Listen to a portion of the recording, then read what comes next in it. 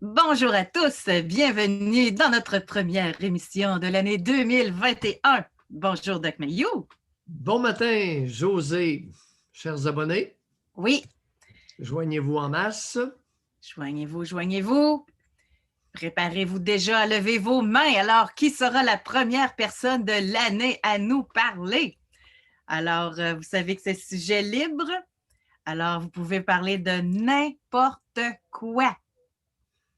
Vous voulez revenir sur votre temps des fêtes? Je ne vais même pas donner d'idée. Vous Non, parlez de ce faut qui pas donner vous des idées intéresse. exactement. C'est ça. Qui vous concerne, qui vous inquiète, qui vous enrage. Et voilà. C'est personnel. Et voilà. Alors, moi, j'en Croyez-vous profite. cette liberté? Oui, moi, j'en profite pour vous souhaiter une bonne année en passant. Merci d'être là. C'est très apprécié. Et j'en profite également pendant que les gens sont en train de se connecter pour vous dire que le processus va être enclenché concernant les T-shirts. Alors, c'est aujourd'hui que Jean-François envoie le logo et tout à Jean-Rémy. Je ne sais pas si Jean-Rémy est à l'écoute, mais donc, il va recevoir aujourd'hui le tout. Et par la suite, vous allez pouvoir sélectionner votre T-shirt et le commander. On va passer une précommande. Vu la façon qui fonctionne, c'est qu'on va avoir un moment qu'on va déterminer. Exemple, on va donner 2 semaines ou 3 semaines le temps des gens qui vont commander le T-shirt. Quand la période de précommande va être terminée, là, c'est un 2 semaines de production. Puis après ça, c'est la livraison. Okay. Donc, voilà. Alors, ça commence tranquille, Doc. On a une personne seulement qui lève la main, que c'est ça? Alors, nous allons donner la parole à Julien. Bonjour, Julien. Est-ce que Julien est là? Attendez un petit peu, on dirait que ça ne fonctionne même pas. Attendez, permettre de parler. Oui. Oui, m'entendez-vous? Bonjour, oui, on vous entend, Désolé, Julien. c'est parce que j'ai branché mes écouteurs. Si je ne branche pas mes écouteurs, ça ne fonctionne pas. OK. Ben, bonne année. OK, à vous de même. Moi, j'aimerais ça revenir un peu sur ce matin, sur l'ordre de vaccination qu'on a parlé. J'ai écrit dans les commentaires. Moi, j'ai proposé qu'on vaccine. Là, je ne me ferai pas des amis en disant ça, là, mais j'ai proposé qu'on vaccine les futurs médecins en premier. Comme ça, s'il arrive quelque chose par après, s'ils tombent malades, ben, ils vont tous travailler sur la solution.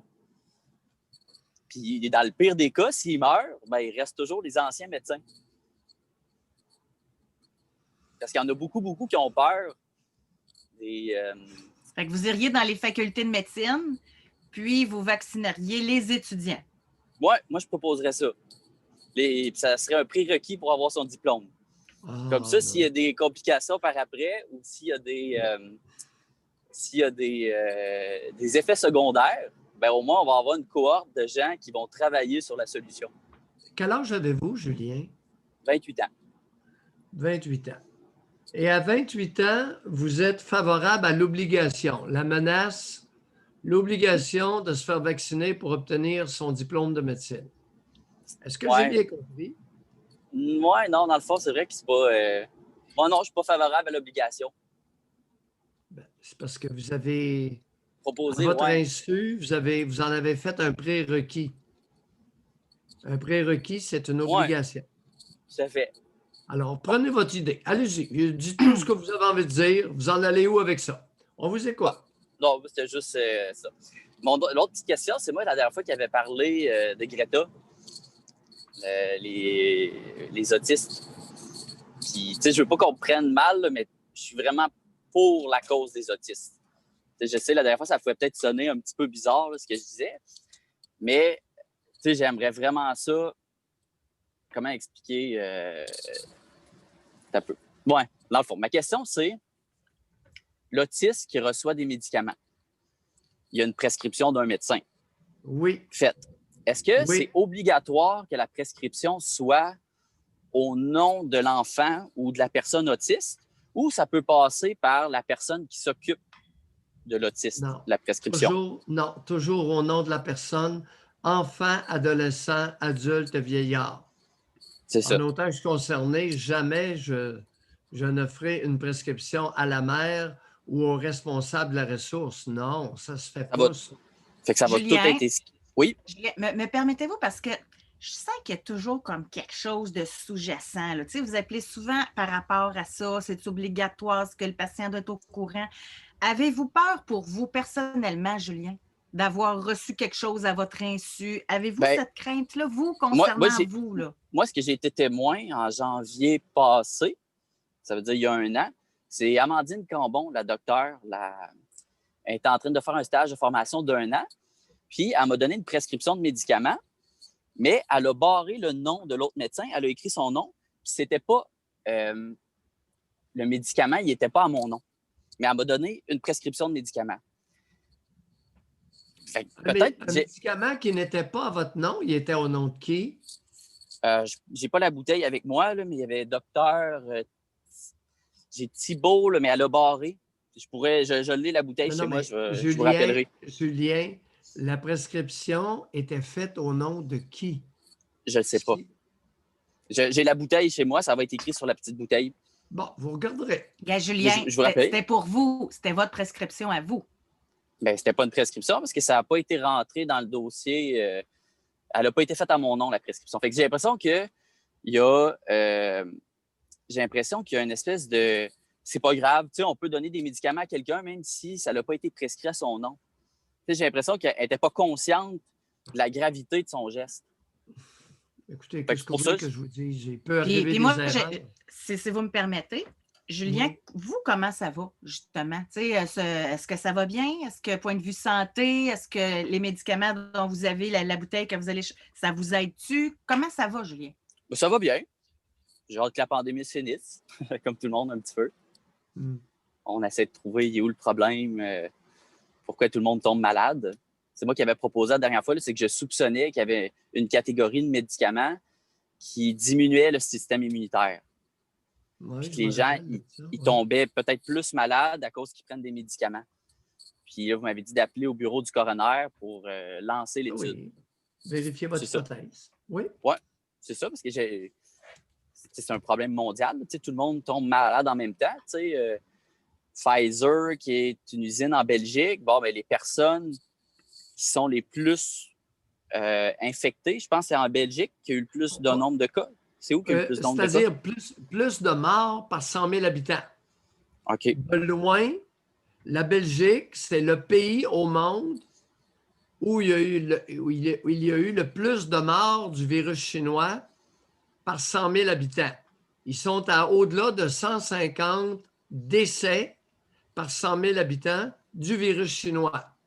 Fait que c'est sûr que le Royaume-Uni sont autour de 100, 110, 120. Fait que les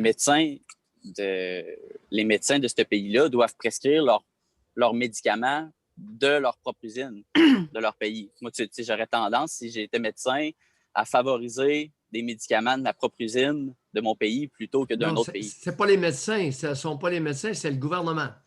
Le gouvernement belge, pour des raisons X, laisse sortir les vaccins de la compagnie Pfizer de son territoire, entre autres pour les livrer d'abord au Royaume-Uni, à l'Angleterre. OK. C'est le gouvernement belge qui semble dormir au gaz de façon lamentable, gênante. OK. Bon, j'ai pas d'autres questions. Passez une belle journée. Bye. Merci. Bonne journée. Alors, nous avons de la place, mesdames, mesdemoiselles, messieurs. Si quelqu'un veut lever la main, ça va être à son tour de nous parler. C'est la première fois qu'on débute l'émission et que c'est tranquille comme ça. Libre et sans tabou. Libre et sans Exact. tabou. Ça dérange beaucoup. C'est que notre public n'est pas habitué à ça. Libre et sans tabou. On est la seule tribune qui existe actuellement. J'ignore pour combien de temps, mais à l'heure actuelle, libre et sans tabou. Pendant que les gens se donnent du courage, peut-être, pour lever la main. D'ailleurs, c'est comme ça que ça fonctionne. Hein? Les gens, vous appuyez sur lever la main.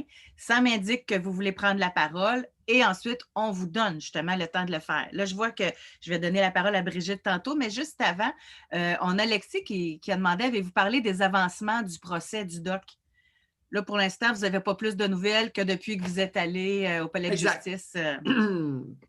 C'est en délibéré. Alors, la requête du collège en arrêt des procédures a été prise en délibéré par le juge Dufresne et on attend sa réponse et la suite des événements. Soyez sans crainte, dès que je reçois un jugement, que je gagne ou que je perde à ce stade-ci, je vais vous en informer. Excellent. Vous serez aux premières loges pour avoir toute l'information. Brigitte, bonjour et bonne année. Bonjour à vous, ça va bien? Hey, Brigitte, Josie, tes cheveux sont beaux, c'est pas parce que tu es bien grillée, je ne sais pas, mais en tout cas, c'est pas mal. Merci. J'aimerais ça que ça soit mon cas, mais en tout cas, je suis bien blanche. Je voulais juste poser une petite question qui me tracassait. Oui. La COVID, justement, le vaccin, encore une fois, désolée que ce soit ça.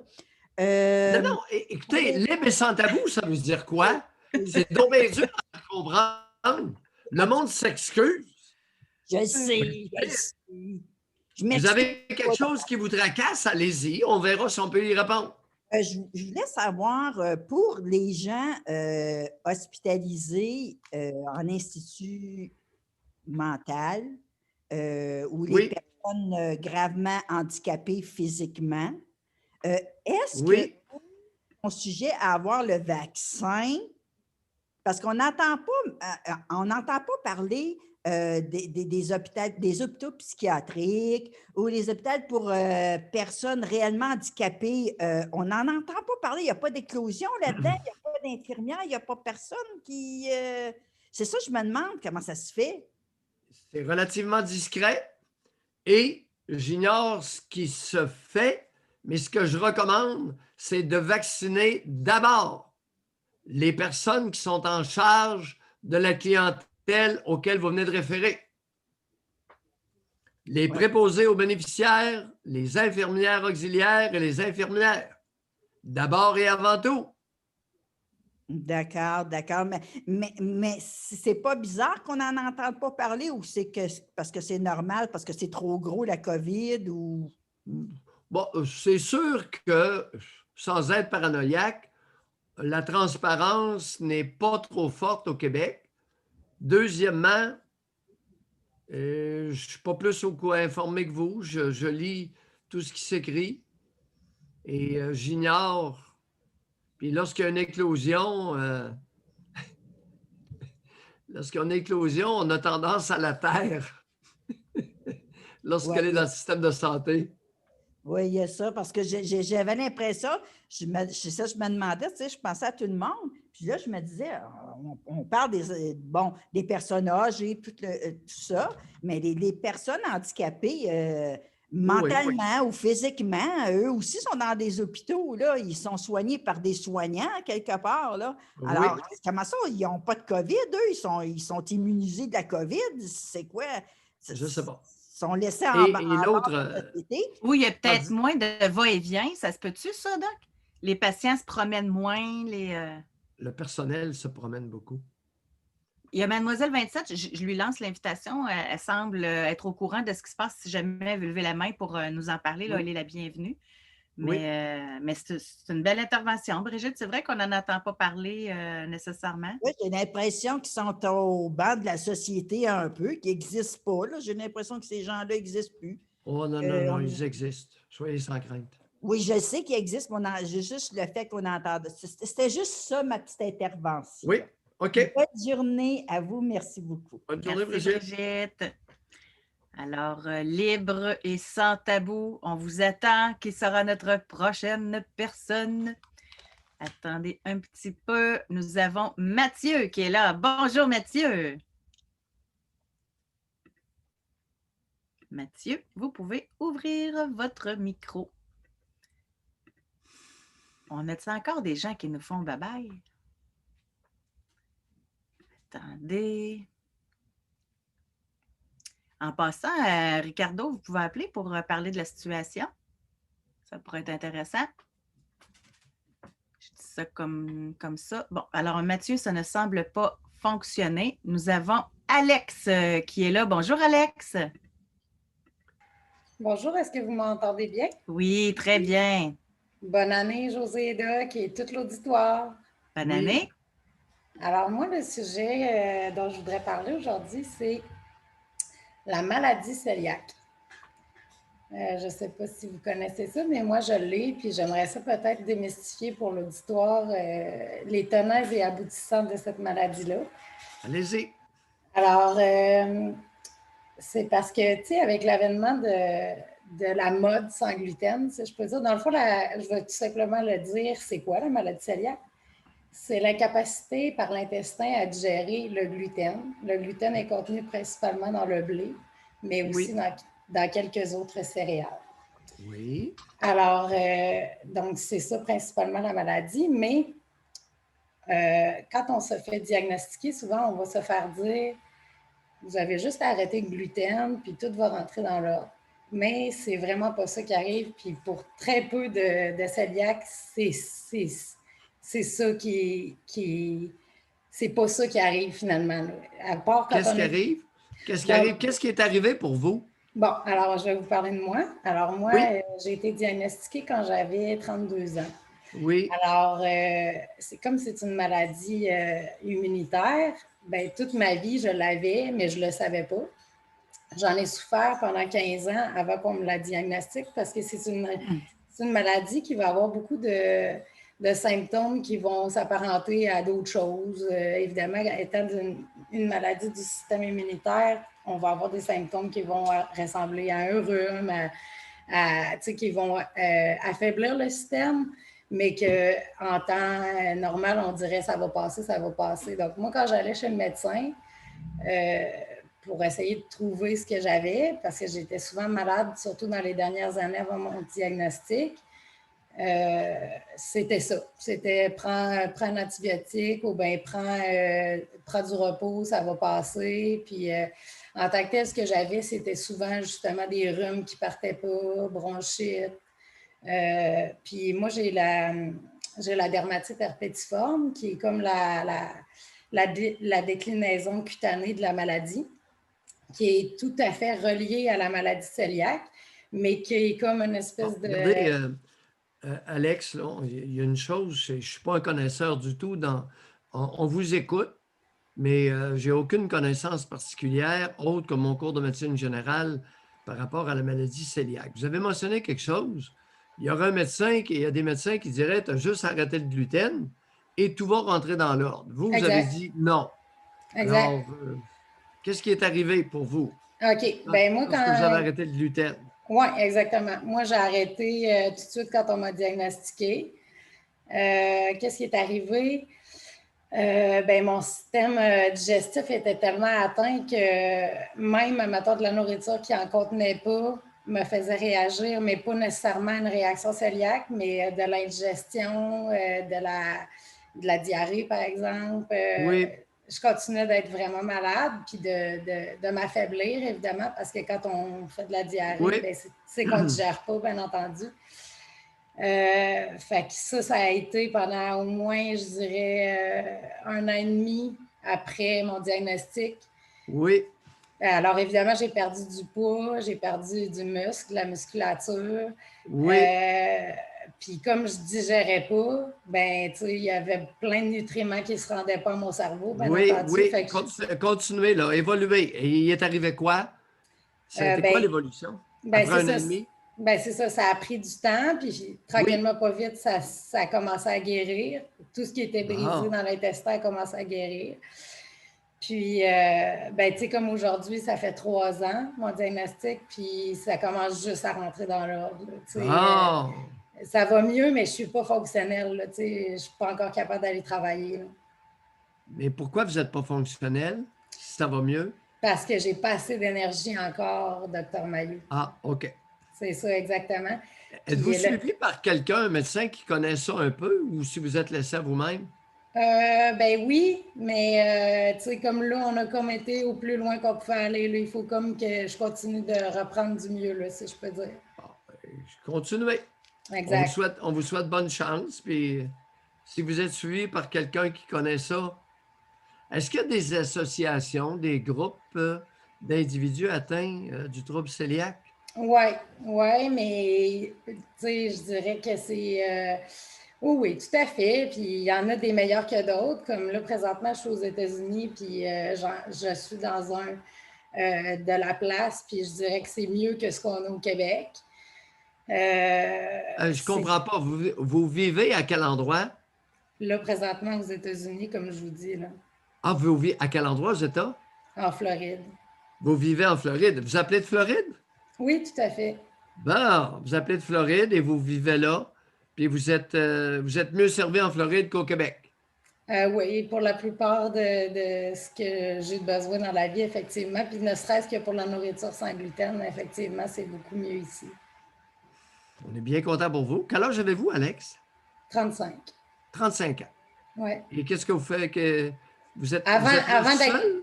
Oui. Non, je suis avec mon conjoint ici. Puis avant d'être malade, mon métier, c'était préposé d'aide à domicile.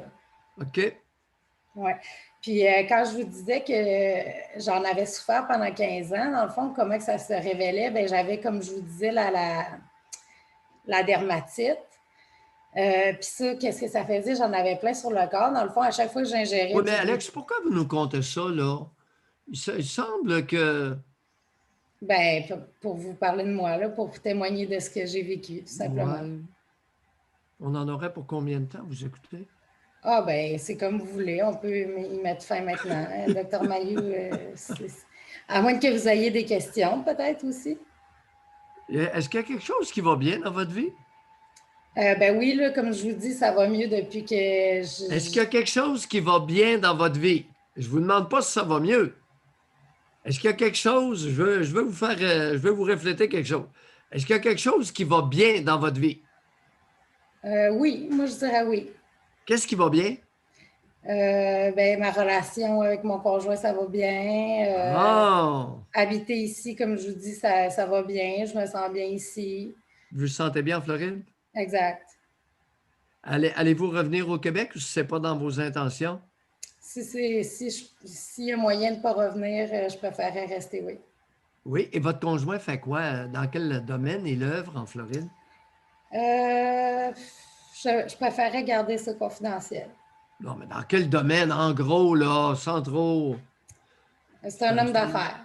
C'est un homme d'affaires. Bon. Quel âge a-t-il? Il a 53 ans. 53 ans. Excellent, madame. Merci, Alex. Merci de m'avoir écouté. Bye. Bye. Bye-bye. Je remarque que les personnes, effectivement, qui ont beaucoup souffert, vont aimer beaucoup parler de leur maladie, même quand la maladie va mieux, et très peu de ce qui va bien. J'ai rarement vu des personnes affligées de certaines maladies qui vont dans leur réflexion examiner ce qui va bien. C'est une remarque comme ça en passant. Il y a un côté dangereux à ça.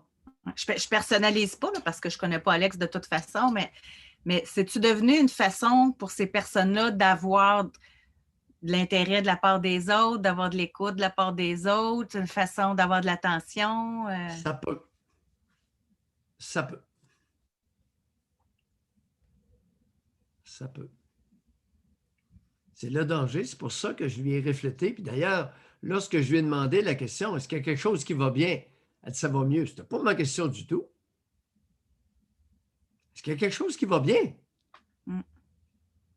Oups, là, tranquillement, elle a embrayé mentalement. Ah, regardons ça. Ah, c'est vrai. Je vais mieux dans ma condition. Et il y a des choses qui vont bien. Important. C'est une remarque comme ça en passant. Intéressant. On va redonner la chance à Mathieu. On va voir si ça fonctionne cette fois-ci. Sinon, on va enchaîner avec les autres. Oui. Mathieu. Non, ça, c'est pas Mathieu. Là, moi, je vois Galaxy qui vient de parler. Là, j'essaie avec Mathieu. Mathieu, bonjour. Bon. Alors, Mathieu, ça ne fonctionne pas. Alors là, je vais donner la parole à Galaxy. Bonjour. Oui. Galaxy, c'est moi? Oui, c'est ça. Ben là, c'est vous. Oui. On va vous appeler Alexis pour les besoins de la cause. Alors, Alexis, lâchez-vous.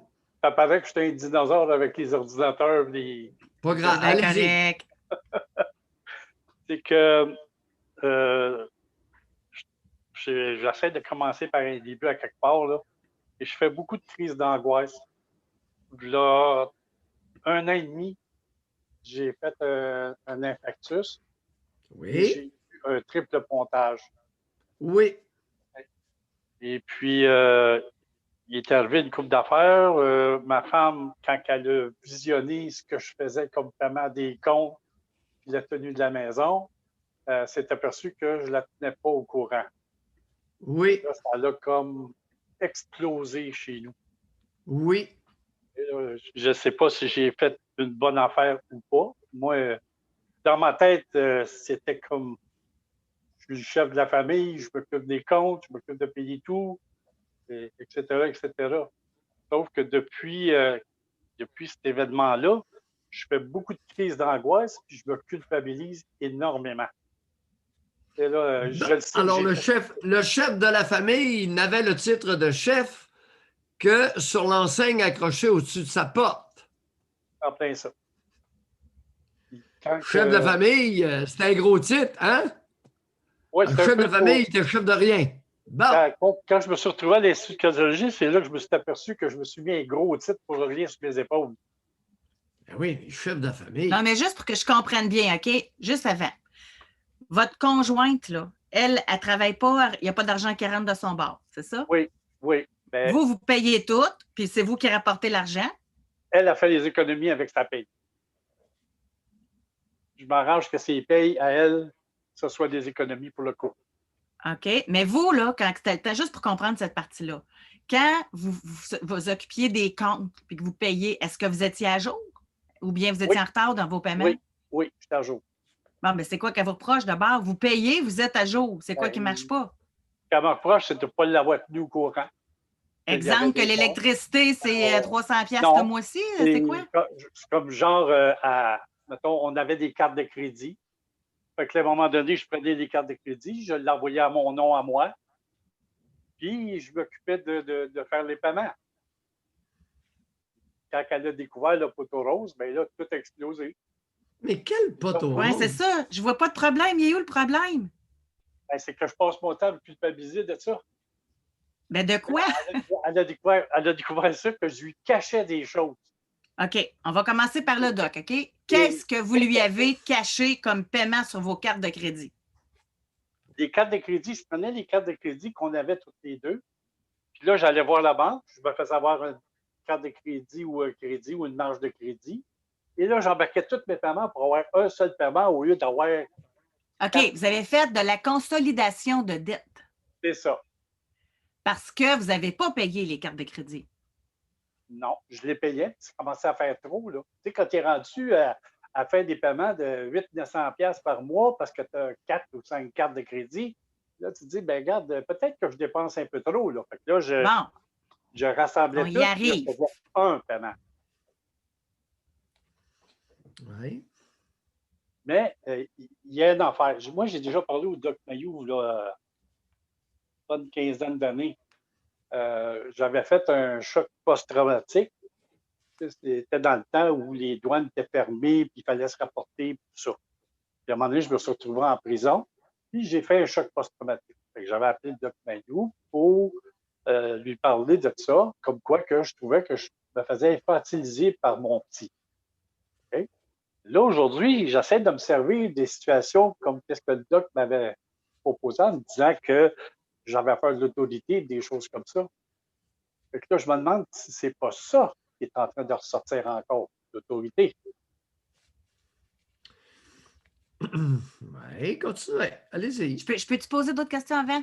Okay. Je vais juste revenir rapidement là, sur les cartes de crédit. Là. C'est quel genre d'achat que vous faisiez pour vous ramasser avec des cartes de crédit, 4-5 cartes de crédit? Ben, c'était surtout pour la maison.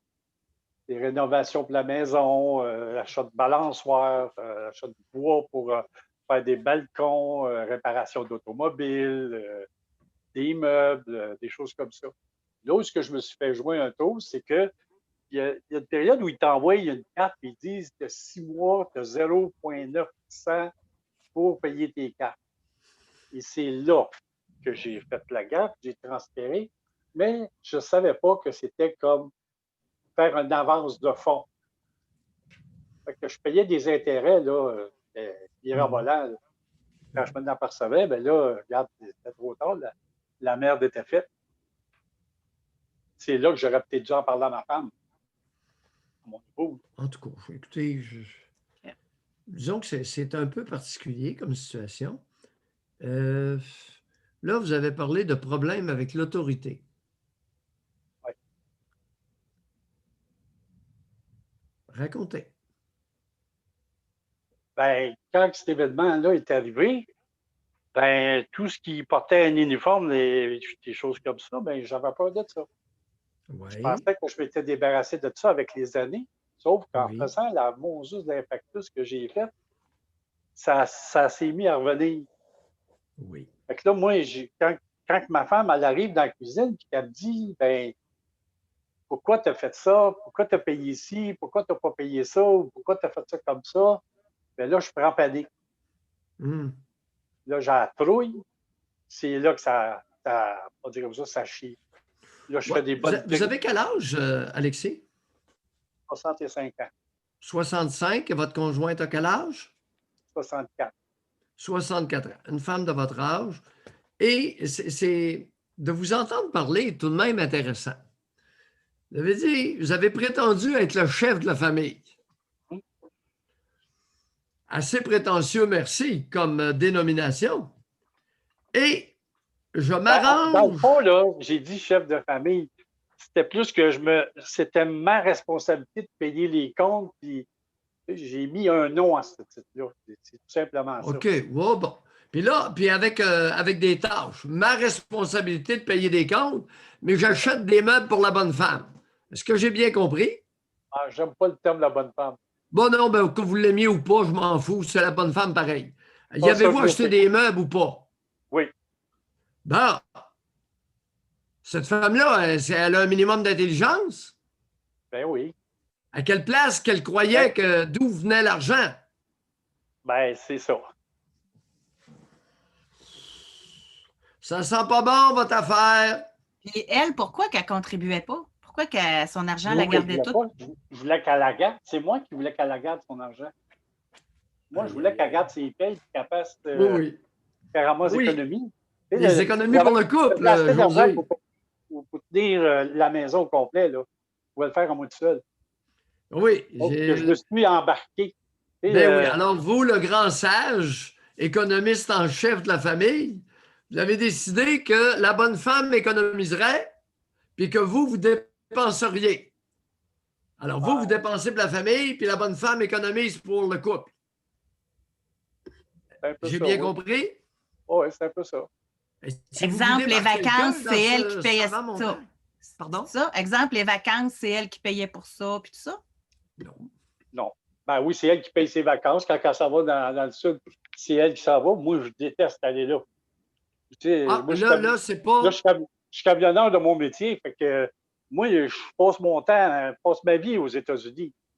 Fait que je passe stressé, je reviens stressé, je fais des angoisses, je fais de l'embonpoint.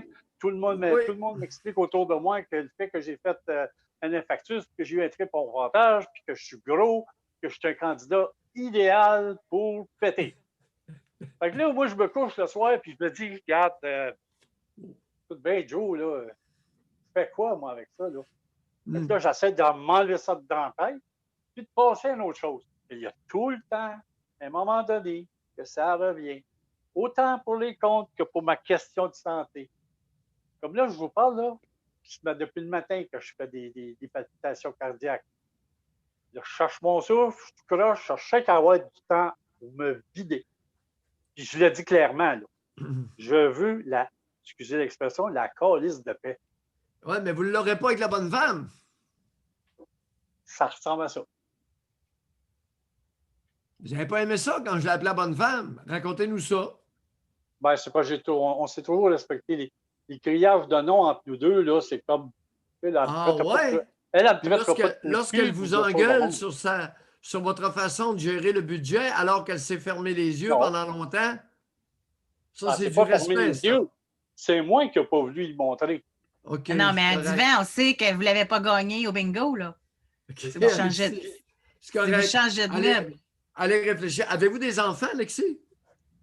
Oui, j'en ai 2. J'ai 3 OK. petits-enfants. 2 enfants qui ont quel âge? Ils sont adultes? Oui, le premier est proche de la quarantaine, puis la deuxième, elle a 7 ans de différence, elle est 32, Vous 33. savez, Alexis, j'ai vu neiger avant cet hiver. Je le sais. Puis des bonnes femmes qui ferment les yeux sur les dépenses pour ensuite engueuler le bonhomme. Elle ne fermait pas les yeux sur les dépenses. Oh, c'est moi qui lui disais de se voiler les yeux. On a compris. On a compris l'origine de votre Je ne culpabilité. disais pas que je faisais ça, que je prenais les comptes et je les rassemblais. Je ne disais pas ce qui se passait avec les comptes. Ben, c'est de votre faute, vous ne le disiez pas. Exactement. OK. sûr. Vous lui laissiez entrevoir que vous aviez tout l'argent pour pouvoir faire ça. C'est ça. Puis là, ben, à cause de ça, ben, J'étais le chef de famille. Pépère Comment a va fait un la, infarctus. comment va la Quand il a fait son testostérone infarctus, ces temps-ci, tout mon est Alexis? Pardon? Pardon? Comment va la testostérone ces temps-ci, Alexis? Pas grand-chose. Ah, j'en doute même pas. La bonne femme commence à être tannée de ronger son frein, là. Elle Allez, va dans bye, le sud, Doc. Elle va dans le sud seule. Non, bye, bye, Alexis. Bye. Alors, vous aurez compris, chers spectateurs, qu'il y a du monde qui ont l'art de se mettre les pieds dans les plats.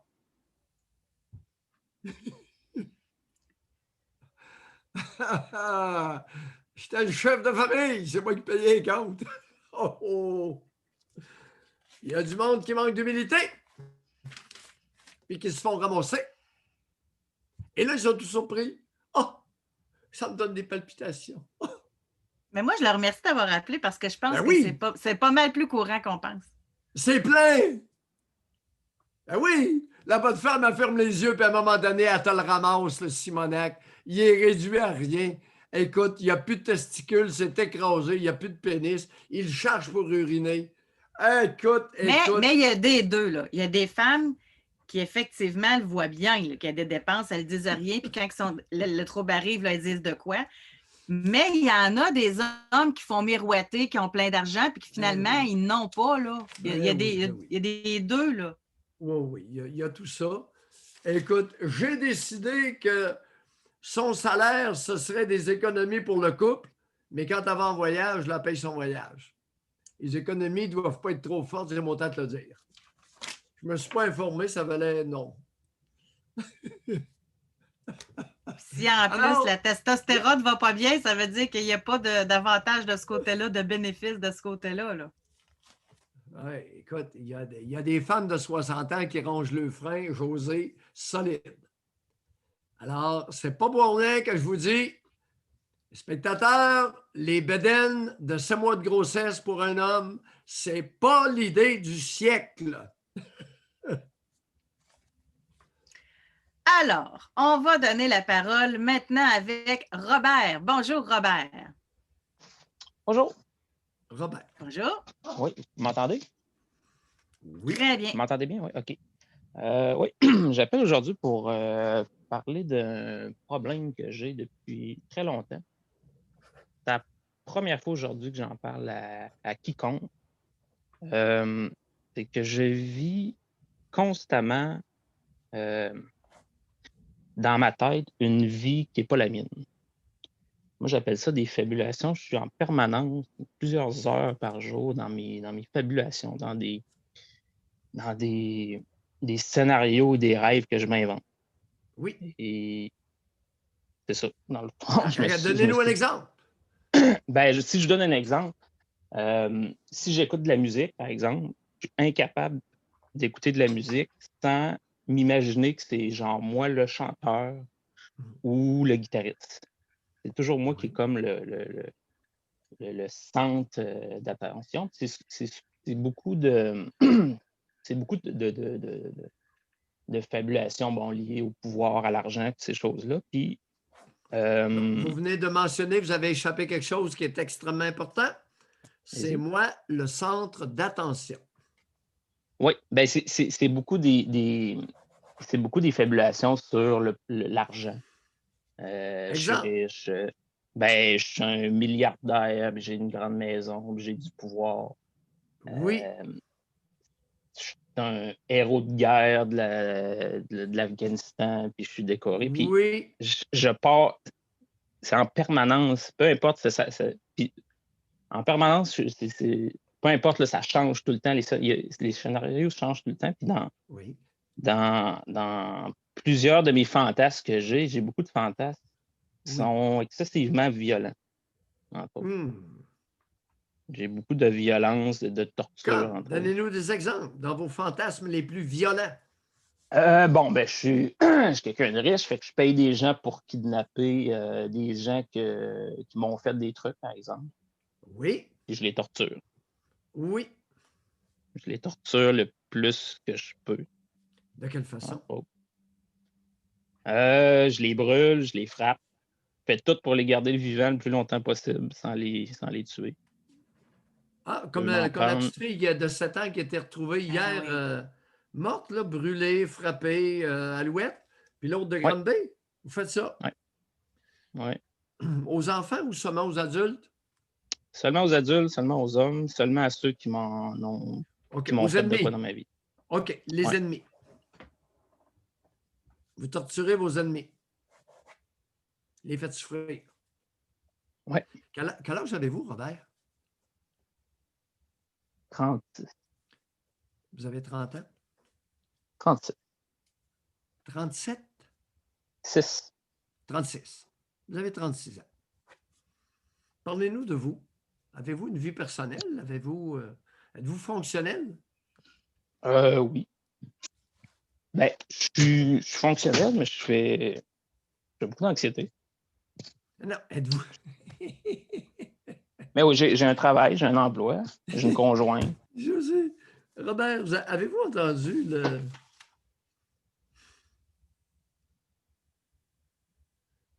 Mais oui, un peu par rapport à votre question, je me suis rendu compte que c'est surtout quand que je suis seul avec moi-même que je pars dans la lutte. Si je travaille, si je suis avec des gens, ça arrive moins souvent. Oui, attendez un peu là. Moi, j'aimerais bien savoir, puis nos auditeurs aussi, est-ce que vous êtes fonctionnel? Et si oui, à quel niveau? Bon, vous êtes fonctionnel. Ah, oui. C'est important, ça. Et vous, dans quel domaine vous opérez, Robert? Je suis camionneur. Vous êtes camionneur. Depuis combien d'années? 10 ans. 10 ans. Votre vie personnelle, ça a l'air de quoi? La vie avec ma conjointe est merveilleuse. J'ai pas d'amis, je vous dirais, j'ai aucun ami. Attendez un peu, la vie avec votre conjointe, c'est merveilleux? Oui. Ah oui? Oups, vous nous surprenez. Mais on vous croit jusque-là. Alors, la vie avec la conjointe est merveilleuse. Pas d'amis? Oui. Activité? Oui, j'ai des activités. Comme? Oui, moi, j'ai un grand terrain, j'ai beaucoup d'animaux. Je bûche mon bois de poêle, je fais beaucoup de jardinage. Je fais des bénisteries, entre autres. Vous faites pas mal de choses. Ça vous laisse pas beaucoup de temps pour vos fabulations. Au volant, est-ce que vous fabulez? Oui. Je m'en suis rendu compte hier au volant, je fabule tout le temps. Surtout quand il y a de la musique. Mais oui, je m'en suis rendu compte hier. Puis c'est ça, j'ai essayé de me rappeler, c'est quand que j'avais commencé ça. Du longue distance? Oui, allez-y. Allez-y. Au moins 5-6 ans, je me rappelle déjà là, je commençais à avoir de partir dans mes histoires. Puis moi, j'étais quelqu'un à l'école, j'étais toujours dans la lune. J'étais tout le temps parti dans la lune, puis c'est ça, mes professeurs appelaient mes parents, votre gars est dans la lune, il n'écoute pas, on le voit jamais, ces choses-là. Et quelle était la réaction de vos parents?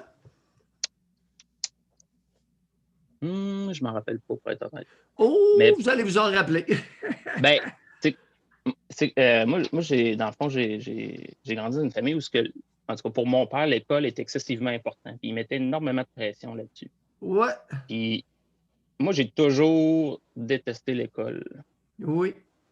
Du plus grand, je me rappelle, j'ai toujours détesté pour mourir l'école. Mais c'est ça, j'étais pas bien à l'école, j'ai jamais été bien. Mais c'est ça, j'avais un père qui a eu qui avait des hautes études, puis il aurait voulu qu'on devienne médecin, avocat, ingénieur, tandis que moi, je voulais être fermier quand j'étais jeune. Ouais. J'étais pas bien à l'école, j'étais pas bien à la maison, dans le fond. Dans quel état votre père vous mettait avec ses pressions scolaires?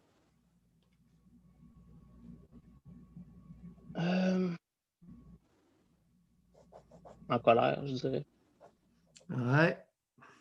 En Racontez. colère, ben, c'est que la pression qu'il mettait, c'est que ça me mettait hors de moi parce que moi, j'aimais pas ça. Je voulais pas. En plus, je me faisais intimider à l'école, en plus. Puis, c'est ça. Dans le fond, quand j'étais bien, c'est quand j'allais chez mes oncles. Parce que Est-ce qu'il est possible que votre père soit devenu pour vous un véritable ennemi? Ben, non, au contraire. Il est devenu un véritable ennemi au point où je l'ai détesté pendant longtemps, mais à un moment donné, ça l'a shifté. Par exemple, quand j'étais jeune, là, à 5, 6, 7 ans, je disais, moi, à 18 ans, je calisse mon camp de la maison. Je suis plus capable de vivre ici. Puis l'école, aussitôt que j'ai 16 ans, que je suis plus obligé d'y aller, je crisse mon camp de l'école. Moi, je vais aller vivre dans le fin fond du bois d'une cabane en bois rond. Je vais être terminé quand j'étais jeune. Puis ce qui s'est passé, c'est le contraire. J'ai resté jusqu'à 29 ans chez mes parents. Puis j'ai été 7 ans au cégep. Puis j'essaie de trouver, il y a eu un shiftage à un moment donné où j'avais déjà appelé par rapport à ça, où, au lieu d'être en confrontation ou en opposition à mon père, à un moment donné, ça a complètement shifté. Oui, de quoi à quoi? D'un ennemi à abattre à un modèle, puis à quelqu'un que j'en suis venu à ressembler. Ouais. Voyez-vous la patente, là? C'est un ennemi à abattre, puis là, ça devient le modèle à imiter. Ouais. Mais avec l'instauration dans votre coco de fabulation, de destruction des ennemis. Entre autres. Puis j'en ai jamais parlé de ça parce que il y a beaucoup de maladies mentales dans ma famille. Vous vous êtes fait entuber. Je vous écoute. Non. Vous vous êtes fait entuber. Ben, c'est ça, j'avais appelé quelques semaines, puis j'avais parlé du syndrome de Stockholm. L'impression que ça me donnait, c'est que avec mon père, c'était le syndrome de Stockholm. Ça existe-tu, ça, entre un enfant et un parent, où à un moment donné, tu le détestes? Je voulais quand même le tuer, mon père. Puis je le détestais, il m'empêchait de vivre ma vie. Est-ce que je vous ai posé la question? Si vous avez déjà eu des envies de le tuer? À l'époque, non, qu'est-ce que vous avez considéré comme moyen pour le tuer? C'est comme je vous dis, depuis que ça a shifté, c'est le contraire. Robert! En tout cas, non, dans mes souvenirs, j'ai pas. Mais ce que j'ai pensé, c'est que je me suis dit que dans mes fantasmes de torture, c'est toujours des hommes en position d'autorité. Robert! Je me suis demandé si. Oui. Quand vous étiez jeune, laissez faire les fabulations, la réalité que vous avez vécue. Quand vous étiez hors de vous, quand ils s'amusaient à vous mettre hors de vous, à vous démolir, quelles idées avez-vous eues dans votre tête à l'époque? C'était plus de me sauver de la maison que de le tuer, je veux dire. Je me rappelle pas, j'ai pas de souvenir de. Je me rappelle, je le détestais vraiment beaucoup, mais j'ai pas de souvenir de fantasme de le tuer. C'est ça. Vous n'avez pas de fantasme de le tuer. Alors, on va s'arrêter là pour aujourd'hui. On a brossé à marmite, c'est votre première fois. Laissez monter à la surface ce qui va monter. Vous verrez. Mais rappelez-nous un de ces 4. OK. Mais c'est une maladie mentale, ça? C'est une maladie familiale. non, mais je parle. Une maladie relationnelle. Hey, le bonhomme, étiez-vous un beau petit bonhomme quand vous étiez jeune? J'étais cute en crise. Oui, j'en doute même pas, José. Évidemment que c'est un beau petit bonhomme. Ben, c'est moi qui avais appelé par rapport à mon père qui me collait là, dans le lit, cette affaire-là. Oui. Vous avez déjà dit qu'il y avait des tendances, probablement des tendances homo envers moi. Ouais. Mais il voyait d'un très mauvais œil la concupiscence à peine voilée de votre mère envers vous. Allez, Robert! Okay. Les modèles à imiter, vous n'avez pas besoin de ça, là, ce que vous avez. Essayez de devenir un peu plus ce que vous êtes profondément et vous allez voir que ça va fabuler pas mal moins. Bye, Robert! C'est intéressant comme appel, je trouve, cette fabulation-là, le fait de fabuler sur torturer les ennemis. C'est clair dans sa tête, là. C'est une drôle de question, mais c'est-tu libérateur? C'est quelqu'un qui a toute cette... C'est une violence à quelque part, j'imagine, là. Mais c'est-tu libérateur? L'imaginer de le faire? Ça amène-tu une paix un coup que la personne est torturée ou non? Il tourne en rond dans sa crotte, là, dans sa boue, dans son magma depuis des années. Non, il tourne en rond. Parce que c'est un phénomène de déplacement. Il libère rien. C'est rien, il s'est rapproché du bonhomme. Fraterniser avec l'ennemi.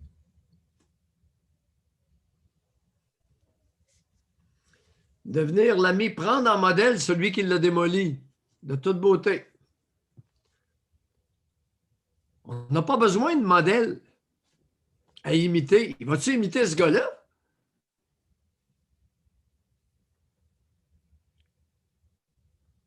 Un modèle à imiter, son géniteur.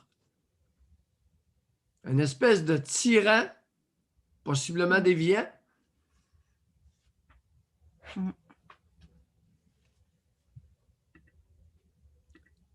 À bientôt, j'espère, Robert. Oui, pas de problème. Chloé maintenant. Bonjour, Chloé. Oui, bonjour. Oui.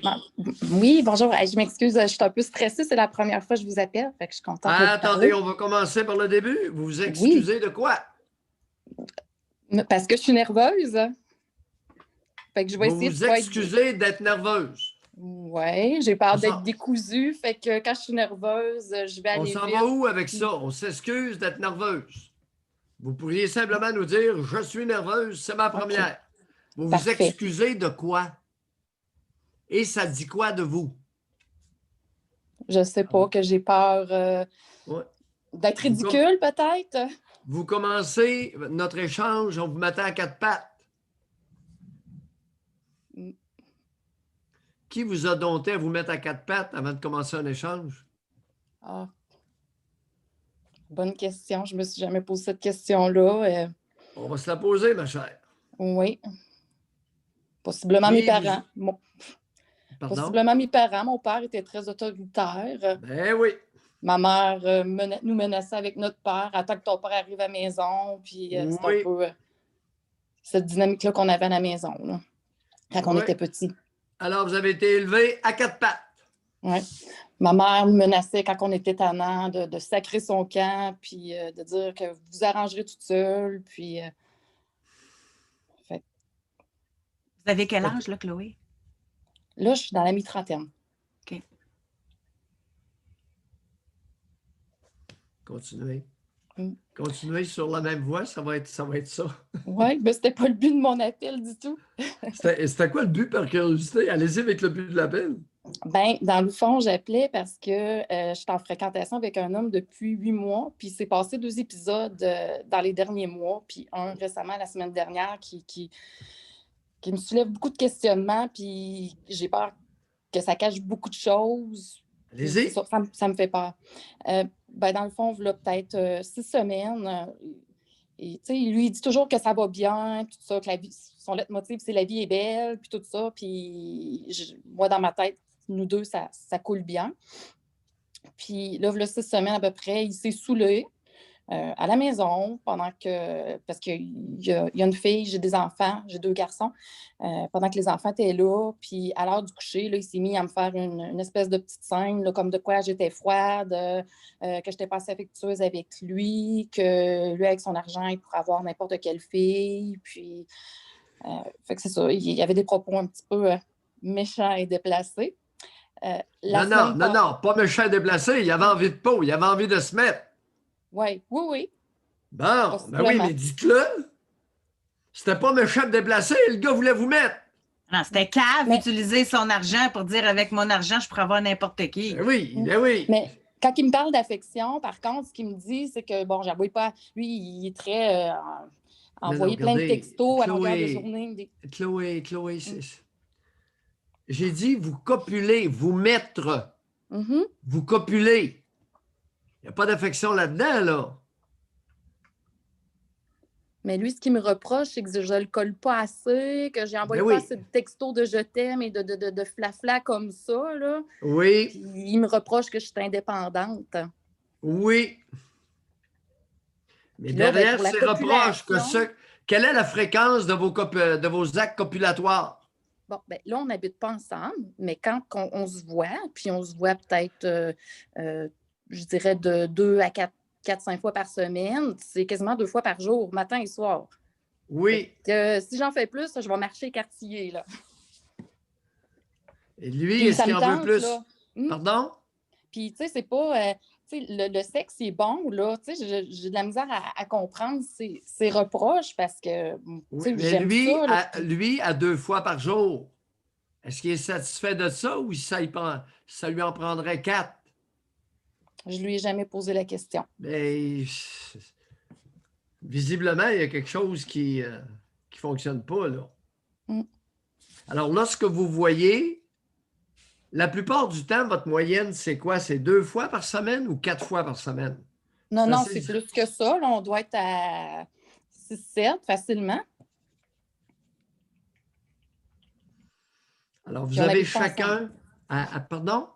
Puis 6-7, puis on n'habite pas ensemble. Oui, concrètement, ça se passe comment? Sa fille, puis... Ben, dans le fond, nos gardes, nos semaines, là, ils coïncident ensemble. Fait que quand il n'y a pas sa fille, il passe cette semaine-là beaucoup plus de temps chez moi. Puis quand il y a sa fille, là, il reste chez lui. OK. Puis on se voit les fins de semaine avec les enfants là, pour quand il n'y a pas d'école. OK, les fins de semaine ensemble. Et les fins de semaine, ça a l'air de quoi la sexualité lorsque les enfants sont là?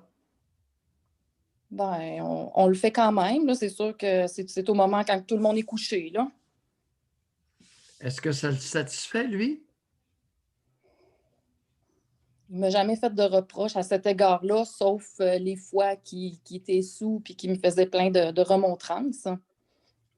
OK. Alors, il s'est plaint de quelque chose, mais on ne sait pas trop quoi. Mm. Il est arrivé un deuxième épisode. Oui.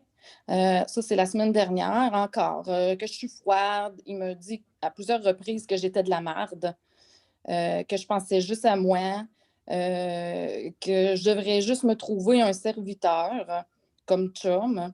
Il disait que je me foutais de tout le monde. Puis, tu sais, il parlait fort. Les enfants étaient à côté. Tu sais, j'avais beau lui dire de baisser le volume, que les enfants n'avaient pas dans... Qu'est-ce qu'il avait pris comme boisson ou drogue? Il ne prend pas de drogue. Il avait bu... il devait avoir bu peut-être 2 bouteilles de vin puis du rhum. Pour s'assommer, ça, il prend du rhum. Il y a une grosse capacité d'ingestion d'alcool. Il y a une grosse tolérance à l'alcool. Quel âge Qu'est-ce il a, ce qui fait gars-là? que... Allez-y, là, je vais poser après ma question. Il y a quel âge? Il est dans la mi-trentaine aussi. OK. Puis qu'est-ce qui fait que vous vous questionnez autant de l'extérieur? C'est pas vraiment très intéressant comme partenaire?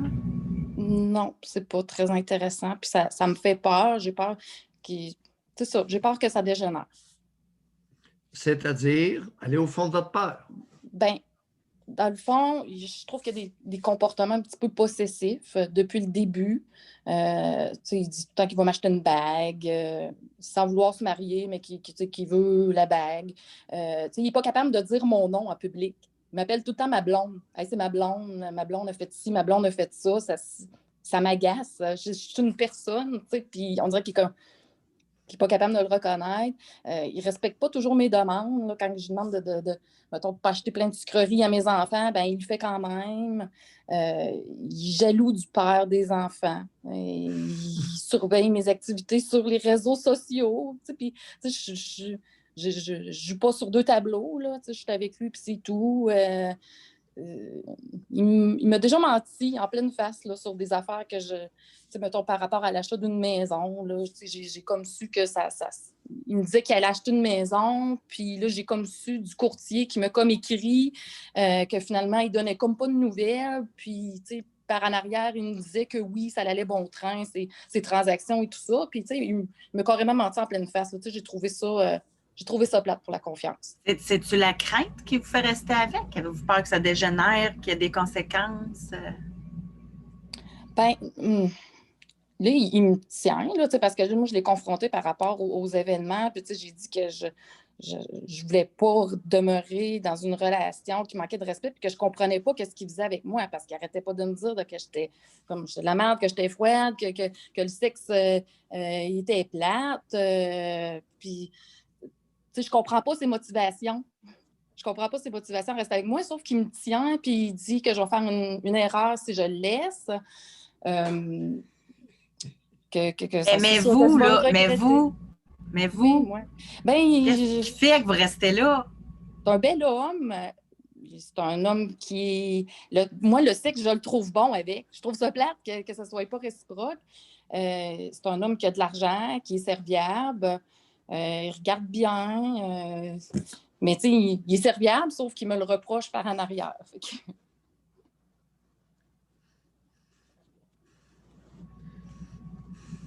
Puis ma crainte, c'est que ça dégénère en violence à un moment donné, que ça soit toujours en escalade. Oui. Est-ce que vous avez fait allusion depuis 8 mois à mettre fin à la relation? Oui. Dans la dernière semaine, c'est un peu le sujet de discussion, nous deux. Quelle a été sa réaction? Il me tient, il veut pas. Il veut pas. Il veut rester avec moi, puis il insiste pour qu'on se donne une deuxième chance. Qu'est-ce que vous voulez dire par là, il me tient? Il me tient. Il veut pas. Mettons, j'ai dit, puis là, il dit c'est beau, c'est ça que tu veux. Puis là, finalement, il fait comme si de rien n'était. Il me réécrit, il me dit qu'il m'aime. On s'appelle tantôt. C'est pas. Il me relance tout le temps. Oui. Et? Il sème le doute dans ma tête tout le temps. Jusqu'où croyez-vous qu'il va aller pour vous retenir? Je sais pas. Avez-vous idée?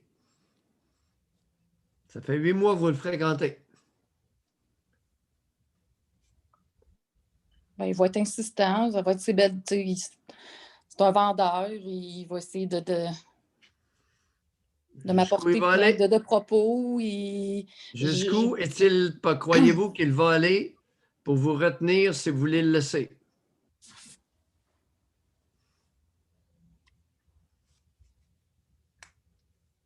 Je sais pas. C'est ce que je vois, c'est qu'il essaie, mettons, d'acheter mes enfants. Il essaie de me tenir avec ça. Je sais pas s'il pourrait essayer. J'ai l'impression qu'au niveau monétaire, toute la bague, tout ça, on dirait qu'il essaie comme de m'attacher.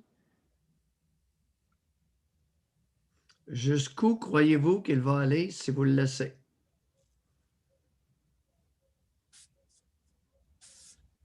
Je sais pas s'il pourrait choquer, être méchant. Méchant. Est-ce qu'il l'a déjà été dans le passé? À votre connaissance? Avec les épisodes que je vous ai nommés, je trouvais que ces mots étaient blessants. Là. Non. Lors d'une séparation précédente. Je sais que avec son ex, il n'y a plus aucune relation avec. Là. Il a complètement coupé les ponts. Puis il coupe les ponts avec toutes ses ex.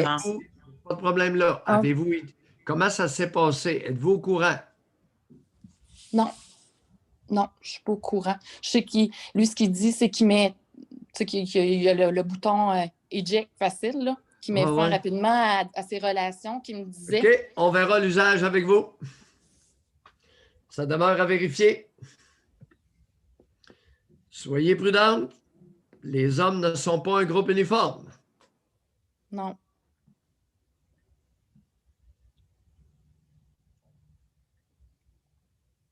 J'ai toujours la crainte, puis ça, c'est dans toutes mes relations, que ça tombe dans le drame familial, dans l'agressivité, puis... c'est une crainte qui est en partie légitime, réaliste. Est-ce que, à votre connaissance, il a déjà manifesté des idées suicidaires lorsqu'il il a été flushé? Pas à ma connaissance. Pas à votre connaissance. OK. Tenez-nous au courant. Bye. Bye, merci.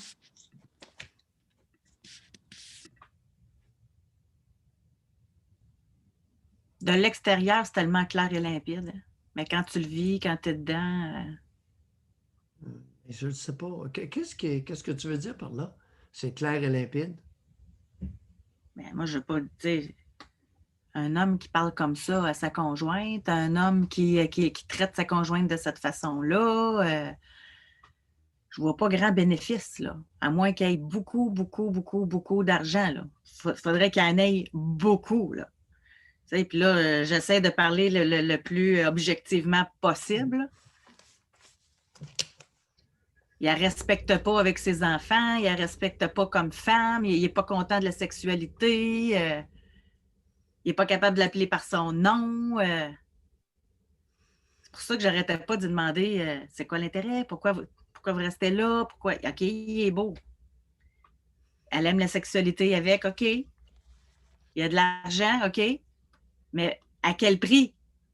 Pour qu'elle endure tout ça. C'est pour ça que je dis de l'extérieur, il me manque peut-être des données, là. C'est pas évident, ces relations-là. Je suis sûr que l'intimité au Québec, là, l'intimité dans la nation, c'est toute qu'une aventure. C'est-tu le genre de beau-père qu'elle veut pour ses enfants? Moi, en tout cas, c'est le genre de questions que je me poserais. Ouais. OK, on va parler avec Jenny. Bonjour, Jenny. Vous pouvez actionner votre micro. Je pense que ça ne fonctionnera pas. Alors, si d'autres veulent prendre la parole, on va avoir le temps. Il est 11h37. N'hésitez pas à le faire. Non, ça ne fonctionne pas pour Jenny. Je vais désactiver. Si vous voulez essayer de vous reconnecter, à moins que c'était une erreur, n'hésitez pas à le faire. En attendant, je voyais qu'il y avait plusieurs personnes qui commentaient, là. Même sans argent, quand tu es dedans avec une personne narcissique, elle te gaslight non-stop et tu penses tout le temps que c'est de ta faute. Céline dit, moi, j'en aurais peur. Michel dit, elle doit faire un bilan. Vincent dit, c'est dur de tout avoir dans la vie. Ouais. La sécurité financière au détriment de la sécurité physique. L'intimité avec quelqu'un, d'après moi, ne peut pas être épanouissante s'il n'y a pas de respect.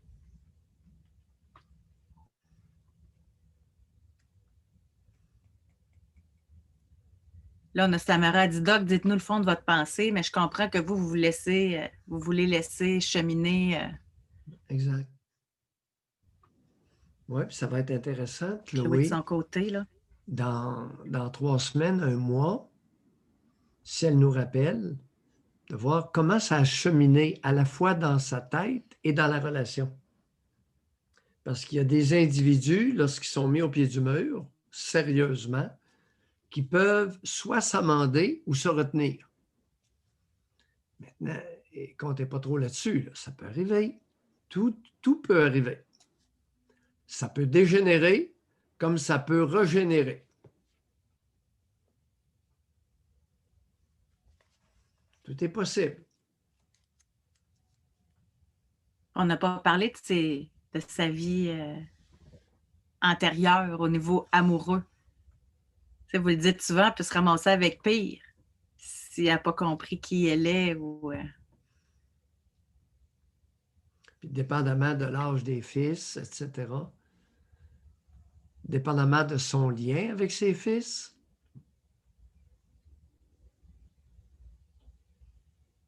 tu sais, les femmes monoparentales, c'est pas toujours évident, là. Et dépendamment de sa relation avec sa fille. Tu sais, on a Julie, elle dit, elle a commencé par s'excuser. Mais ça, je pense que c'est tellement commun au Québec, là. Alors, c'est une femme qui nous a avoué d'entrée de jeu qu'elle avait tendance à se mettre à quatre pattes assez facilement suite à l'autorité abusive de son géniteur. Tiens.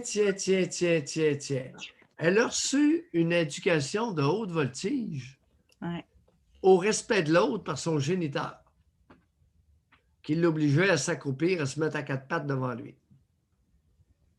Et je suis convaincu que plus d'une fois, il s'est essuyé les pieds sur elle. La bonne femme, elle, tout aussi intelligente, tout aussi maternelle, attendez que votre père arrive.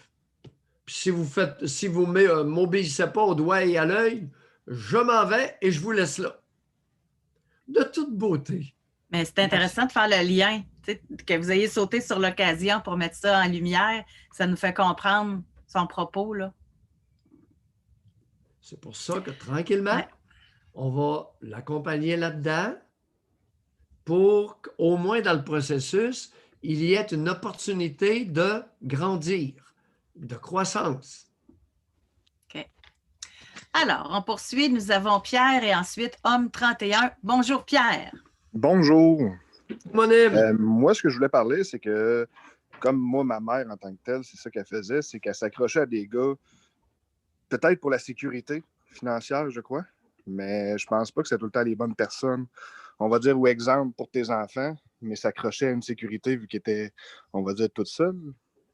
Je sais pas si... Mais je pense que ça arrive souvent que ils s'accrochent à du... Comme ma mère, finalement.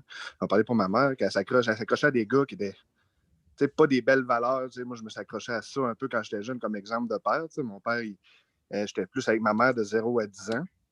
Puis, un peu mon père, je le voyais chez les fins de semaine, ainsi de suite. Là. Mais, ma mère s'accrochait à s'agresser. J'ai eu 3 beaux-pères, on va dire, dans ces années-là. Puis, c'était du monde pas peu recommandable, on va dire, là, mais c'était pas des plus belles valeurs. Là. Disons que mon beau-père, moi, quand j'étais jeune, à 5 ans, il mangeait tout le temps. Il mangeait beaucoup. Puis moi, je me suis rattaché à ça. J'ai pris du poids par rapport à ça parce que je m'identifiais à lui comme père, parce que mon père était moins présent, on va dire. T'sais. Mais c'est ça, j'ai l'impression que elle, c'était plus pour la sécurité de ses enfants qu'elle faisait ça, mais au final, le résultat est jamais réellement bon. Là, Pierre, vous m'inquiétez. À 5 ans, mon beau-père mangeait beaucoup. Je me suis identifié à ça. Ouais. Ça fait psychologie à 25 cents solide, votre affaire. Ouais, c'est ça, c'est pas une analyse. Vous avez pris ça où, cette histoire-là? Ben, c'est parce que chaque fois qu'il mangeait son assiette, on va dire, moi, je me disais, je veux manger comme lui. Puis c'est ce que je disais à ma mère, je veux manger comme lui. Je veux. Et votre mère de vous servir 3 assiettes? Ouais, c'était pas bien mieux, là, je dois avouer. Ah! Pourquoi voulait-elle engraisser autant son petit porcelet? Je sais pas. J'ai pas de. Oui, ben on va se le demander. Elle vous a engraissé comme un petit cochon. Mm. C'est quoi la conséquence d'être un petit gros? Ben, c'est peu d'estime de soi, non? Bon, peu d'estime de soi. Quoi d'autre? Allez-y. Un petit gros, ça vit quoi? Ça vit, je sais pas, là, du rejet. Hein? Ça vit du rejet. Oui, continuez. Ça reste plus longtemps en dessous des jupons de sa mère, je crois. Ah oui, racontez-nous comment on se sent à renifler le pubis de sa mère longtemps. Ben, disons que j'ai comme coupé les liens à un certain moment, là, parce que c'était quand même un peu trop prenant, on va dire, là, à l'adolescence surtout. Là. Fait qu'il y a comme une coupure qui était sûrement bonne pour elle autant que pour moi. Là, à un certain moment, on parlait dans la bout, là. Si vous êtes gentil, altruiste, une coupure qui était bonne pour elle. Mais pour moi, surtout, je parle à un certain moment, elle voyait bien que c'était trop prenant. Là, c'était prenant. Comme quoi? Donnez-nous des exemples. Ben, c'est que, au final, à 10 ans, nous autres, on est partis du côté plus de notre père. Fait que, à ce moment-là, c'est là que c'était, comme on va dire, la fin du monde, puis là que ça avait comme plus de bon sens, puis c'est sûrement qu'il fallait qu'elles étagent tout ça, là, mais c'est ça, là. Fait qu'à partir de là, j'ai comme pris un pied de recul, puis après un pied de recul... Qu'est-ce qu'elle avait comme comportement inapproprié de convoitise sexuelle envers vous? Ben, convoitise sexuelle, je sais pas. Je sais pas quoi vous dire. Là. Par rapport à ça, il n'y a pas de convoitise sexuelle. C'était pas ça, Qu'est-ce c'était qu'il plus y avait comme comportement intime de sa part envers vous? pour vous dire, là, l'intime. Qu'est-ce qu'il y avait comme comportement de transgression envers vous? Ben, je sais pas. Je vois pas, là. Je vois pas vraiment transgression. C'était juste prenant. Là. Moi, Enlevez-vous les doigts de devant dans les yeux. Ben, je peux pas vous dire. Je vais vous dire, ben, franchement, là, je sais pas exactement c'était quoi les transgressions qu'elle pouvait faire. C'est sûr que j'étais jeune, mais on va dire. Pourquoi vous dites que vous êtes demeuré trop longtemps sous la jupe de votre mère? Ben, parce À qu'en même, renifler son cher pubis. en même temps, parce que ce que je veux dire, c'est que quand on était jeune, là, c'est la fin du monde, on va dire, quand on avait 10 ans, qu'on partait, puis que c'était là, ça n'avait plus de bon sens, nous avait tout donné, puis ça jouait aux victimes plus que d'autres choses, puis c'est plus ce côté-là de ma mère que j'étais moins enclin à préférer le côté des victimes, là, tout le temps, ah, je travaille trop, j'ai trop de ci, j'ai trop de ça, mais au final, là, c'est parce qu'à un moment donné, tu peux te débrouiller pour que ça marche, c'est tout le temps la victime, la victime, la victime, puis moi, ben, c'est une des raisons pourquoi je me suis détaché pas mal, c'était ça, là, c'était trop prenant, là, à un moment donné, ça va aller, les victimes dans la vie, là, on peut-tu juste se redresser les manches, puis faire ce qu'il faut faire, puis quand t'es pas d'accord avec de quoi, ben tu le dis, puis ainsi de suite, là. C'est une des raisons du pourquoi je me suis détaché de ça. C'est que c'était trop prenant. Là. La vie était tout le temps contre elle, le ci, le ça. Fait qu'à un moment donné, ça va aller. Là. Moi, je n'avancerai pas de même dans la vie avec moi-même si j'ai un poids sur les épaules. Là, OK. Et qu'est-il arrivé de votre poids?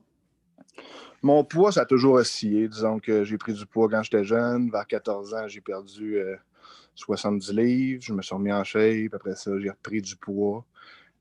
Pas mal, j'ai repris une centaine de livres, j'ai reperdu 100 livres à 25 ans, puis là, j'ai repris du poids, puis j'ai reperdu 70 livres.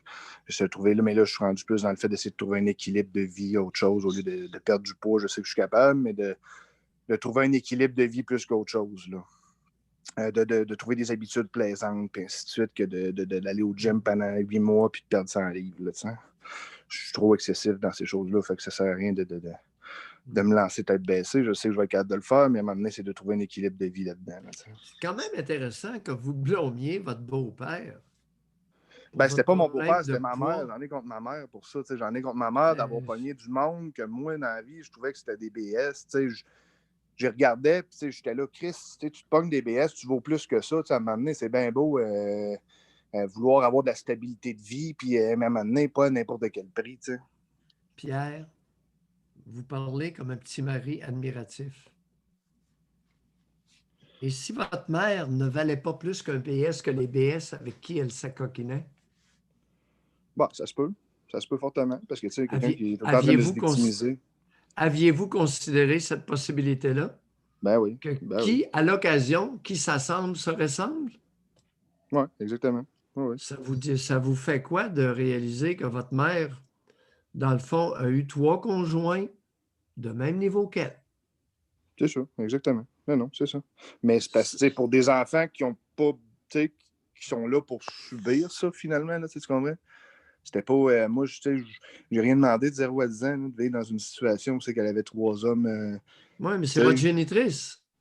Je comprends. C'est quoi l'idée de vous en prendre au conjoint pour protéger cette chérie?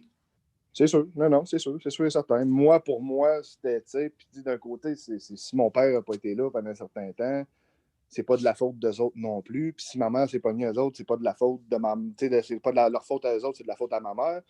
Fait que c'est ça. C'est d'arrêter de protéger les gens qui n'ont pas à être protégés, tout simplement. Là. Vous avez quel âge, Pierre? J'ai 31 ans. Vous avez 31 ans. Et votre père, au niveau personnalité, a l'air de quoi? Quand même relativement très narcissique. Là. C'est quelqu'un de tout passe pour le cash, puis le ci, puis le ça. Puis c'est toujours des relations. J'essaie de le voir le moins souvent possible, puis ma vie va mieux dans ce temps-là. Quand je le vois trop souvent, mais il y a trop d'emprise sur moi. Il y a de l'emprise sur mon frère, sur ma soeur. À un moment donné, il voulait nous acheter une maison, on va dire. Puis là, il créait comme un conflit entre moi et mon frère. Puis à un moment donné, il voulait acheter de quoi. Puis là, à un moment donné, j'ai dit, gars, donne-moi rien, si on va m'arranger tout seul, je vais faire mes affaires dans mon coin. C'est pas mal mieux de même. Tu essaies d'avoir du contrôle sur tout le monde avec ton argent. Puis à un moment donné, c'est bien beau. Là, mais... C'est un type qui réussit bien en affaires? Ou un Ouais, professionnel? Oui, très bien. Peut-être moins côté personnel avec les employés avec qui il travaille. Là. Je pense que c'était pas... Expliquez-nous la relation d'après vous. Et qu'est-ce qui est arrivé à la relation entre vos deux géniteurs? Ben, je pense que ma mère, à un certain moment, ce que mon père dit, on va dire, là, c'est que ma mère, à un certain moment, ben, elle s'était comme fait mettre dehors de chez eux, je sais pas quoi, qu'elle avait sorti avec mon père, puis qu'à partir de ce moment-là, elle y a fait des enfants, puis lui, il est toujours un éternel enfant dans sa tête, là. Fait que, il n'a jamais voulu avoir trop d'enfants, il en a fait 3, là. À un moment donné, c'est bien beau, je culpabilisais, là, mais... Fait que lui, puis moi, je suis l'enfant aussi qui se sont séparés, on va dire, 8 mois après que je sois né. Là. Fait que j'étais l'enfant non désiré, on va dire, à la fin. Là. Qui a quitté qui entre les deux? Je pense que c'est ma mère, je sais pas. J'ai l'impression que c'est ma mère parce qu'elle attendait toujours que mon père il vieillisse puis qu'il arrête de la tromper, puis ainsi de suite. Mais je pense que c'était une cause perdue. Oh, le mort, l'infidèle. C'est ça. Puis en même temps, les deux, durant toute ma jeunesse, ça se garochait des noms de chaque bar, puis des ci, puis des ça, au détriment, on va dire, de l'éducation de leur enfant. Oui. Fait que c'est ça. Fait que, tu sais, en même temps, moi, j'ai vécu avec mon père après, puis la valeur de l'argent était carrément haute. Tu sais, que ma mère avait pas beaucoup d'argent, mais tu sais, elle nous inculquait d'autres affaires, tu sais.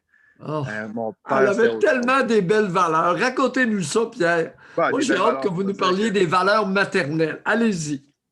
Ben, des valeurs maternelles, on s'entend que c'était des valeurs, on va dire, plus d'entraide, de ci, de ça, parce qu'on n'a pas beaucoup d'argent. Ben oui. Mais du côté de mon père, c'était plus autre chose. Non, du côté de les valeurs maternelles. Alors, l'entraide. Oui, c'est beau. Quoi d'autre? Non, mais c'est qu'un pied de recul, je me rends bien compte que c'était un peu déviant. Hein. C'était des valeurs déviantes. Là. C'est ça. C'est l'amour, le ci, le ça. Mais en même temps, c'est ce que j'ai vécu de 0 à 10 ans.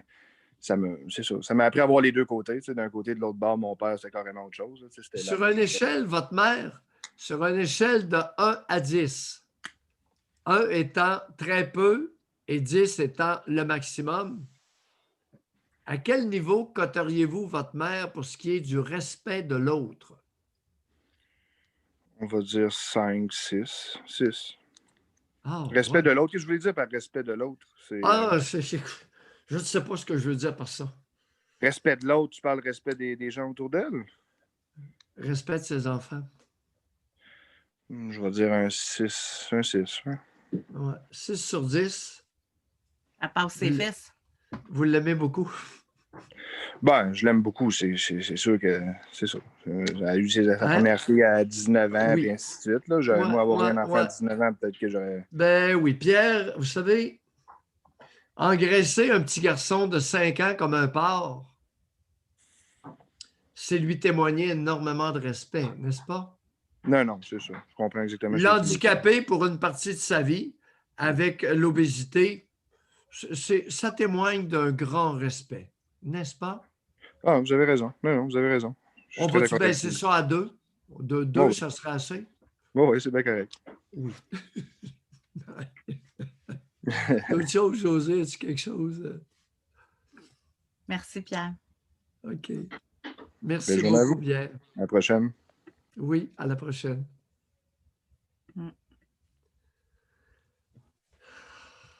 Les pistons amoureux de leur mère étaient belles. Je peux te dire que la mère de Pierre était une très belle femme. Et le géniteur s'est fait attraper, mais après 3 enfants, il en avait son troc. Il le planquait là avec un bébé de 8 mois, puis ça faisait longtemps qu'il copulait ailleurs.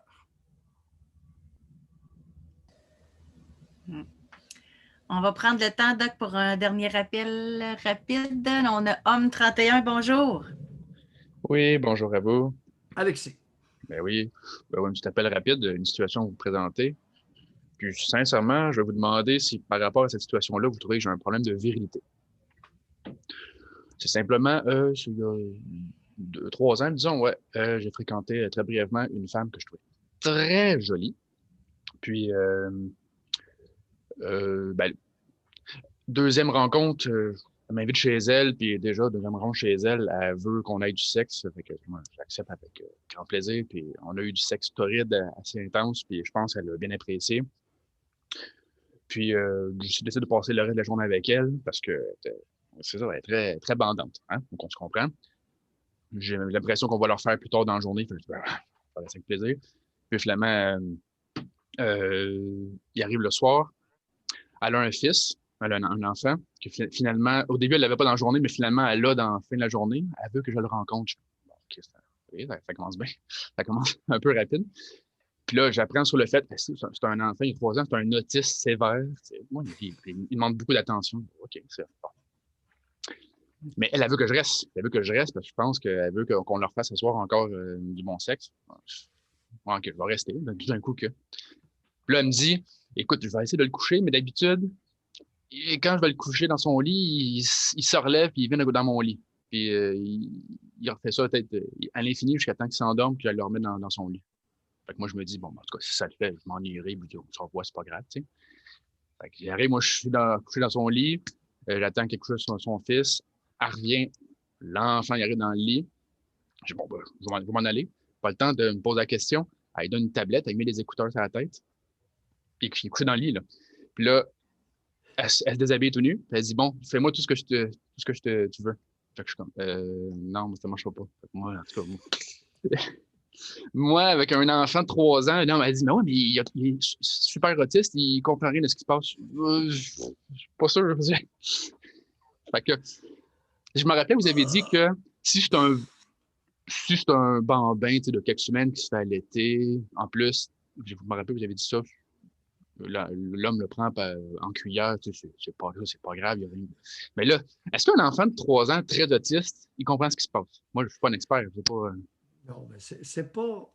Vous avez un très bon point. C'est ça. C'est pas au niveau de la compréhension, cher ami. Oui. C'est au niveau du fait. Et voilà. Voyons si on copule de façon torride avec un enfant de 3 ans à côté. Aïe, aïe! Ouais. Ah, vous savez, le jugement est une faculté inéquitablement répartie. Et voilà. Il y en a qui en ont un peu, il y en a d'autres qui n'en ont pas du tout. C'est pas un problème de virilité, là. Non, ben oui. De mon bord, non. Non, mais... Aïe, aïe, aïe, aïe, aïe, c'est un peu gênant. C'est ça. Vous savez, François Racine vient de plaider coupable la semaine dernière à avoir incestué sa fille de 14 à 18 ans. Elle a 34 ans, elle est sortie dans les médias et on peut lire ça. Écoutez, il y a des Canadiens français qui font n'importe quoi. Que ce soit des hommes, des femmes. Aïe, aïe, aïe, aïe, aïe. J'allais dire, à noter, c'est pas une Canadienne française, juste pour vous dire. Bof. Voilà, c'est ça. C'est juste pour dire. François Racine est un Canadien français. C'est ça, oui, ça. Mais peu importe la nationalité, c'est gênant. Dites, pour renchérir, j'allais dire, oui. Dans la même situation, là, elle voit que moi, je suis pas à l'aise. Qu'est-ce qu'elle fait? Elle me prend par la main, là, on sort de là. Elle m'amène dans la chambre de son fils, où est-ce qu'il y a un autre lit. Fait que là, elle se met à 4 pattes dans le lit de son fils, puis elle me dit, viens t'en prendre moi. Là, je suis comme, non, quelque chose qui marche pas, là. Non, mais moi, je ferai attention. Si elle est comme ça, pour ça, elle doit manquer de jugement dans d'autres choses aussi, là. Non, ben oui, c'est sûr. Ben oui. C'est sûr que le jugement n'est pas au rendez-vous. Aïe, aïe, aïe. C'est pas trop relevé. C'est arrivé, c'est survenu il y a 3 ans. L'avez-vous revu ou si vous avez passé votre tour? Non, même après ça, je l'ai bloqué partout. Non, il y a quelque chose qui ne marche pas. Là. Non. Voilà. Merci. Avec plaisir. Merci, Alexis. Aucun problème de virilité. Merci de le dire.